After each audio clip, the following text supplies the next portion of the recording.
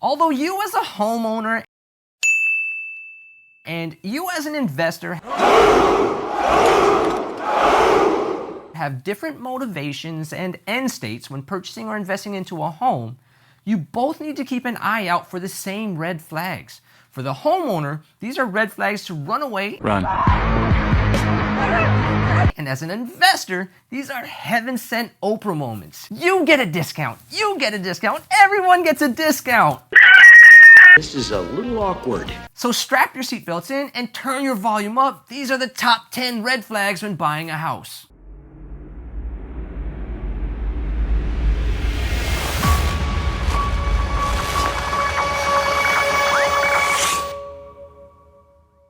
What's up, everybody? I'm Sean McMurray, co-host of BPM RIA Online, and this is Mr. $250 million in real estate transactions. My mentor, my good friend, president and owner of BPM RIA, Anish Dave. Hey, this is Anish Dave, CEO of BPM RIA, and again, we're trying to make real estate investing nice and simple, guys. As stated before, although you as a homeowner and you as an investor have different motivations, you're both looking for the same items on this checklist. As a homeowner, these are nightmarish problems. Run away. As an investor, these are an investor's dream because as an investor, you'll have the resources to fix just about anything as long as the numbers make sense. As an investor, you'll buy a house that looks like this for the right price. Literally, we've purchased fire-damaged homes. All right. Let's get to it. 1. Mass exodus. If driving down the street, every other house is for sale or abandoned, you should definitely question why. Better yet, if the neighborhood looks like the Predator 2 scene where the cops and the LA gang are shooting it out, you might want to stay away. No lie. When we were searching for our first home, we put an offer in on a beautiful house that had plenty of room for our family. The yard was huge, which is unheard of in South Florida, and the immediate neighbors seemed nice. Catherine likes to run, so we decided to drive around the neighborhood to see what her route would look like. Literally a block and a corner away, we ran into burned out cars next to a pile of random garbage piled up in the street. I pulled out of that contract quicker than the Raiders moved to Las Vegas after the city offered to pay $750 million for their new stadium. Flash gone. Number 2, foundation failures. Ouch, foundation failures. Man, I've actually bought a house with a sinkhole next to it, and was that scary? Did we buy the house? Absolutely. Luckily, we have contractors that understand what a foundation issue is. But for your normal investor, new to the game, stay away from foundation issues. And if you're actually a home buyer looking to move into that house, definitely stay away from those foundation issues. Poor home maintenance, weekend warrior houses. Is the house falling apart? Blue tarp on the roof, overgrown yard, mismatched paint, old appliances, dated bathrooms, or as the good folks at Bigger Pockets Podcast call, weekend warrior houses. Or houses that look like a bunch of buddies got together on the weekend, pounded some brewskis, and started doing home projects. This was probably the worst example of a weekend warrior, poor maintenance home I've personally dealt with. They literally added about 600 to 700 square feet illegally. And it was apparent from the online aerial photographs. The pictures did it no justice. In South Florida, homes are built out of concrete blocks due to all the hurricanes we get down here. The entire illegal addition was wood framed with sheetrock, equipped with, no joke, a music studio. The electrical wiring was nothing short of criminal and downright dangerous. I'm actually surprised it didn't burn down. Plexiglass windows and tons of shoddy ass work. Oh, before I forget, tons of axes and knives randomly lying around the yard. Made it kind of creepy. We damn near priced in a brand new build, but the investor we were working with seemed to think this was a Diamond in the rough. faulty or old wiring. So another red flag is faulty or old wiring. Well, that could be an issue. When you're looking at homes, and because of code, you have to make sure the wiring is correct. There are some electrical panels out there that can, A, cause fires, which can be dangerous. Also, you won't be able to get insurance on the properties. So without any insurance, guess what? You're not going to be able to get a conventional or FHA loan. So these are big problems as an investor, selling to regular home buyers, unless you build in the cost of actually fixing it. If you're actually a home buyer looking at your first house, you're never going to get insurance and you're going to put your family in danger. Bad smells.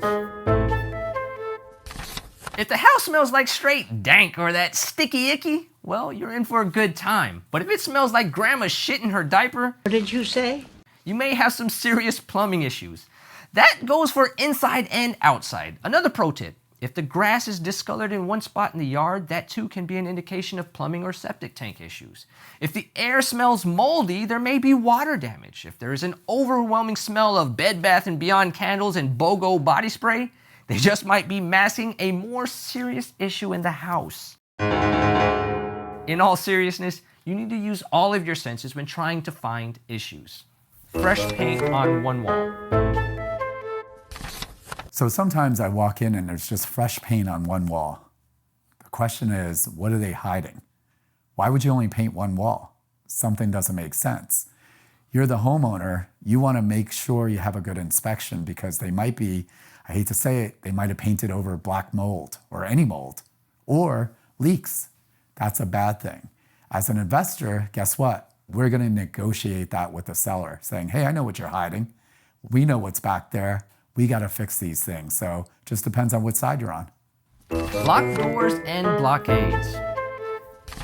If there's a door off limits, that's a huge red flag. If you're a potential buyer, you need to inspect every inch of that house. We ran into this issue when we were searching for our first home. In Florida, we have sunrooms or efficiencies, and anyways, the efficiency wasn't off limits, but you can tell they were trying to steer us away from it. Finally, we made it in and there was a giant rug randomly placed in the middle of the room with the realtor standing strangely over it. My spidey senses were tingling. Turns out that grimy realtor was trying to hide a big crack and hole in the floor. I know what you're doing. You don't fool me. We ended up buying the house. Really? Not without a discount. If you didn't know, Anish is a master negotiator. If it was a hostage situation, I would demand Anish negotiate our freedom. He is that good. Foggy or non-functioning windows. So another big red flag, foggy windows or non-functional. What are they trying to, seal you in? I've actually been to a house where none of the windows open. A little strange out there, right? Make sure you do that inspection because you want to make sure you check the windows. The other issue is that maybe the windows are cracked or maybe they were done without permits. That could be a bigger problem down the road and can cost a lot of money. As an investor, we are looking for these things, right? We're constantly looking for discounts. Hey, nice try, Mr. Seller. We want a discount, right? So we don't mind these problems, but we don't want to take on these problems without getting paid for it. Bugs. Look, I consider myself to be a manly man, but there is no quicker way for me to turn than to see a roach or rat run across the floor. Seriously, Catherine and the kids have to take care of bugs. I just scream in the corner of the room, screaming like a little girl. It's not pretty. Look for rat droppings or dead roaches, spider webs, etc. Here in South Florida, termites are a menace. Termite droppings are very distinct. They look like little wooden pellets. Another way to look for termites is by looking for their wings. They'll be everywhere if there's a swarm. Structural walls or floors have been removed. Wow, another big red flag. Structural walls are gone. What happened to that spot? Don't understand, right? Are they just, their mom and dad are moving out and, they decide to move a wall or take it with them? Doesn't make any sense. So what are they hiding sometimes? You never know because maybe they took a wall out that they shouldn't have. Maybe it's not really supporting the house the way it should. Sometimes these, do-it-yourself projects can be dangerous. But as an investor, we're okay with it because we know how to actually look at structures. We know how to move walls if it's the right wall. You want to make sure you do have a licensed contractor. We're lucky our contractor's been with us for almost 30 years. He will easily move walls when it makes sense. So for us, walls are not a big issue, only if it makes sense on the structure. This was just 10 of many red flags to look out for. If you feel you're ready to take it to the next level, you absolutely should have a professional inspector and or trustworthy contractor inspecting the home with you. They'll know exactly what to look for and have years of experience doing so. As Anish mentioned, 30 years in our case. Don't Scrooge McDuck the inspection. You cheap bastard. It'll cost you more in the long run. Anish, final words. So, Sean, when you look at red flags, they could be pretty dangerous if you're an end user. For us, red flags means discount, discount, discount. So if all those 10 red flags are on there, we're looking for a discount. The more discounts that we have, the better chance of us making more money. Also, other investors will be afraid of taking on these projects. And for us, this is a moneymaker for us. And we're out.